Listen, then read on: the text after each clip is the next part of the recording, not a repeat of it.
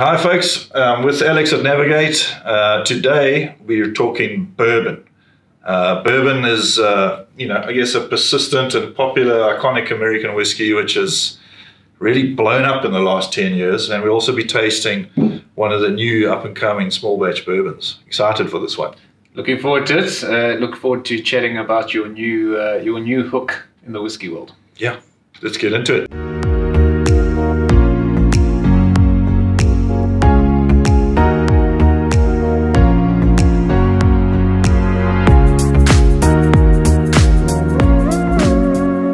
Okay, so bourbon. What is bourbon, Alex? What is a bourbon whiskey?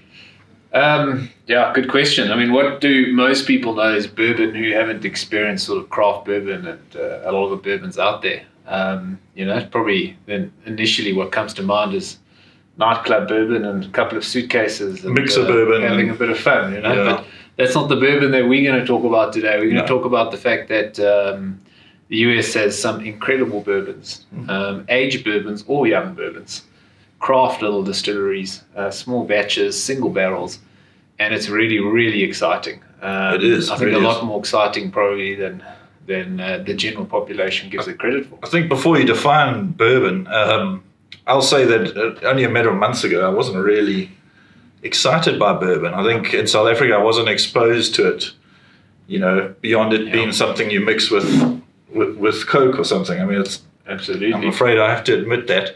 But recently, obviously through Navigate, experiencing these most incredible bourbons. So what made you turn the corner there, Brendan? Well, it's just tasting quality. I mean, it was just, it leapt out of the glass. There might not be as much to and quite unpick. incredible that it's not all overpriced, seriously expensive whiskey, a lot of the bourbon. Yeah, correct. So I'm hooked, But, what constitutes a bourbon? What makes a bourbon a bourbon? Well, look, there's a sort of strict set of rules for bourbon, just like single malts have and Scotch whiskey has. Yeah. Which is great, which means it takes it to a certain status quo. But one of the main differentials, I guess, is the fact that it's got to be virgin oak and 51% corn. I'd say for me, those are the two big defining criteria. And it's interesting to see what that sort of charred, virgin oak barrel gives to bourbon. Obviously gives it a lot of color. And there's definitely a signature that you find across the globe on bourbons. And it's something very different to very different to the single malts we know, very different to the Scotch, very different to the sort of other whiskies we experience. So it's got its own class, yet varies a lot. Yeah, and I suppose the other thing is that it can't be called a bourbon unless it's made in the USA. Absolutely. So you will find spirits or whiskies that are made to the bourbon style outside of the USA, and they'll be called grain or single grain whiskies. Sure. And yeah, 100% right, 51% corn minimum. You tend to find the range is 70 to 75 up to 80% corn in the mash. Sure, absolutely. It can be made up of a few other grains, whether it be wheat, barley, rye. Yeah. Really up to the distiller and what sort of mash bill he wants to use. And we've got one of the classic bourbons for me at the moment. Relatively new kids on the block. Craft little bourbon, 10 years old, which is quite old for the bourbon universe. So it's really nice to experience some 10-year-old bourbon. Small batch, just 5 barrels, which also takes it into a sort of craft realm. Absolutely. From New York. Absolutely, yeah. I'm sure we'll chuck up some shots of their premises. Famous aquifer. Yeah, really nice little distillery. I'm absolutely in love with their bourbon. I mean, what I really love about this, I'm sure you'd agree, is that roast nuttiness that's on this little Widow Jade.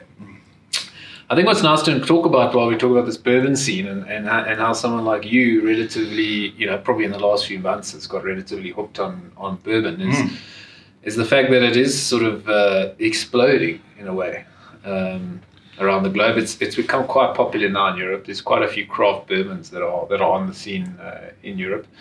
And they're starting to export more and more and more the States. Yeah, it sounds crazy, but it's exploding in its own country as well. I think it's always been popular amongst a certain sort of segment of the market, but it's kind of crossing over into Scotch drinkers and yeah, I mean, drinking from this glass, we're probably crossing over too much to the Scotch drinking world. What we actually should be doing, Brendan, is putting a couple of these on there.